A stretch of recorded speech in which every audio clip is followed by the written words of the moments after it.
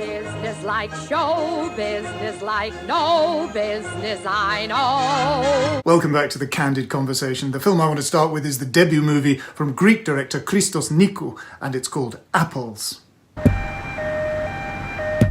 14-8-42, κοίτα την κάμερα.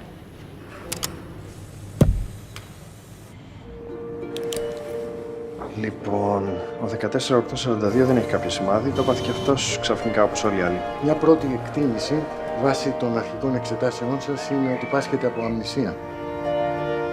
Μπορείς να κάνεις κάτι διαφορετικό. Δηλαδή? Να κάνεις μια νέα αρχή. Λάθος, επόμενο. Παιδιά, ξέρει κανείς ποιος είναι ο Batman?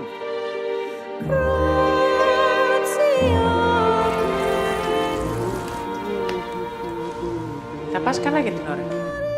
Αν και δεν βλέπω κάποια φωτογραφία από το μπαρ, με το σεξ. Now, this is a movie about memory and identity set in the Athens of the present day, where there is an epidemic of amnesia. People are everywhere waking up to find they can't remember anything. A guy called Aris, played by Aris Saritalis, finds himself on a city bus and realizes he has forgotten everything about himself, and there being apparently no cure, he is checked into an experimental program which refabricates new identities for amnesiacs, so they can learn to be completely new people. And Aris begins his new treatment by snacking obsessively on apples because he can't remember if he liked them or not. And he winds up trying to decide what he thinks about sex and love. Now, this film's director, Christos Nikou, started out in the movies as the second assistant director on that 2009 art house classic of sexy weirdness, Dogtooth, by Yorgos Lanthimos. And it's not unlike that same director's 2011 film, Alps, which has similar themes. Έτοιμος.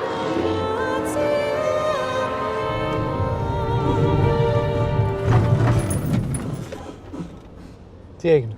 Apples is an intriguing and elegant film with some real gags. It's an obvious example of the new Greek wave that Lanthimos kicked off in the last decade, a movie wave that made absurdism a real cultural force that it hasn't been since the 1960s theatre of Beckett, Ionesco and N.F. Simpson. But here I've got to confess that I can't quite join in the buzz of critical praise for this film.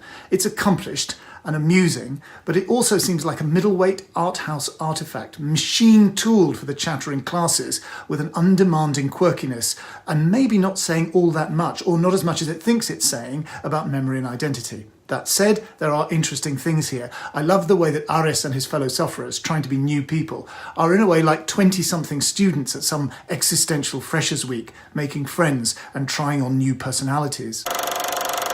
There's a tremendous warmth and gentleness to the next film up, Anna Kerrigan's Cowboys. Tomboy's just another type of girl, but I'm not a girl. I'm sorry, I don't follow you. I'm in the wrong body, okay? I'm a boy! Did you hear what I just said about Joe? She said that she is a boy. You messed her up. I think it's best that you stay away. You've got one body, you've got one path, and God's got the game plan. I can't stay here. You really want to go with me? I'll be back. Be ready. Joe? You think our mountains are big here in Montana? What? Wait till you see them in Canada. You just got to go here, across the river. That's it. Steve Zahn has been a mainstay of Hollywood indie character acting these 30 years, and he brings his A-game to the role of Troy, a roguish, big-hearted guy with a drinking problem. He was once married to Sally, played by Gillian Bell, and despite the lack of any court order enforcing it, Sally still lets him see their 10-year-old Joe, who absolutely adores him and hates the girly dresses and dolls that Sally keeps supplying, and loves instead the Stetsons, denims and huge belt buckles that Troy has. And finally, he hears what Joe is telling him. This is not their daughter, but rather their trans son. An outstanding performance from child actor Sasha Knight. In an increasingly emotional state, Troy effectively kidnaps Joe for a camping trip, which in his muddled, feverish mind will be their escape, up north to Canada, just two cowboys together. We're outlaws, son. Now they're coming after us. You understood what we were doing! What was the plan? man! You were supposed to protect me! For all his problems and inadequacies, Troy, the outsider, the transgressor, is the one who understands Joe, but Gillian Bell shows how Sally is understandably angry at how Troy and Joe get to swagger around as the freewheeling male heroes and role models, while she is gender stereotyped as the woman landed with the unglamorous job of caregiving.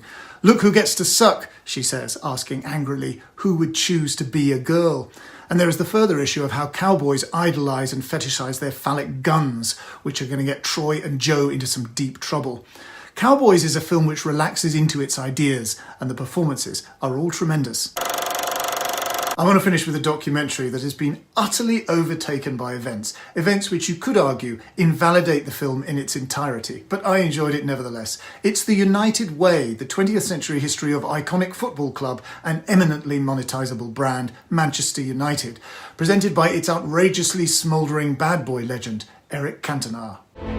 Friends, rivals, lend me your eyes and ears.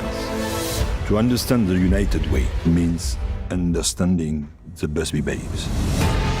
The harvest of young talent which attracted the attention of the world. These people, they had nothing but the football. The United Way is established. You become a sort of family. I could see quite a few seats strewn. People were still strapped in them, but they were dead. And today, it's the heart of a mourning city. What would become of Manchester United? Things had gone a little bit wrong and a change was needed at that stage.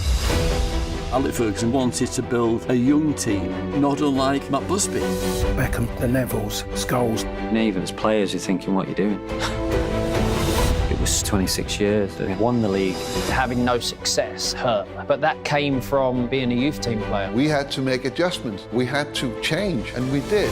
Starting to do, we have to win. Manchester United needed me, and I needed them. Now, this film, with its preposterous but enjoyable gnomic commentary from Eric, starts with a Matt Busby comeback after the 1958 Munich disaster and finishes with a fairy tale ending of Manchester United's victory in the 1999 UEFA Champions League final.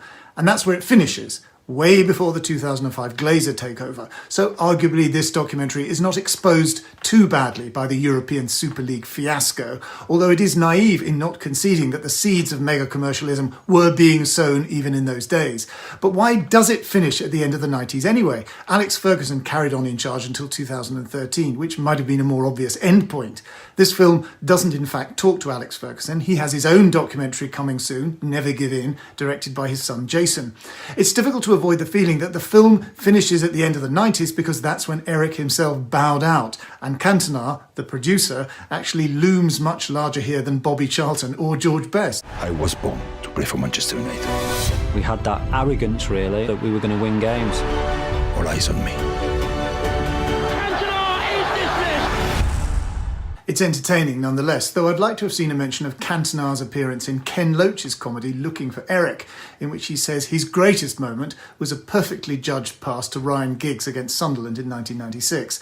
And I'd like to take this moment to reflect on Eric Cantona's remarkable post-football movie acting career, particularly his role in Jan Gonzalez's 2013 film You and the Night, where he plays a supernaturally well-endowed vampire called the Stallion, kept immortal by endless orgiastic sex. Only Eric could have played it. Je vous préviens, elle est au repos. That's it. As ever, I need you to read my book, The Films That Made Me, an edited selection of my reviews and essays for The Guardian. Please give this vlog a like and a share on social media, and please, please, please subscribe to this YouTube channel and leave a comment to say that you've subscribed. As Eric might say, à la prochaine. You've earned